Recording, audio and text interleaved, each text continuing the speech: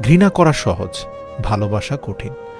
জগৎ এভাবেই চলে, যা কিছু ভালো তা অর্জন করা কঠিন, খারাপটা খুব সহজেই পাওয়া যায়।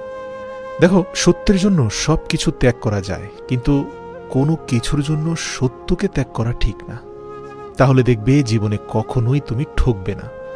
নৌকা সর্বদা পানির উপরেই থাকা উচিত, কিন্তু পানি কখনো নৌকার মধ্যে প্রবেশ করা উচিত নয়।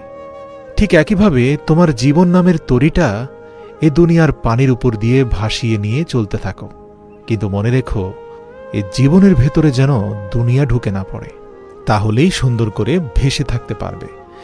যদি দুনিয়াতে বেশি ডুবে যাও, তাহলে জীবন নামের তরিটা তলিয়ে যাবে।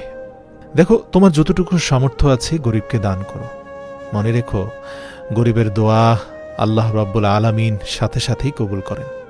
নিজের হতাশার জন্য কখনোই অন্যকে দায়ী করো না, বরং নিজেকেই দায়ী করো অন্যের থেকে অতিরিক্ত আশা করার জন্য।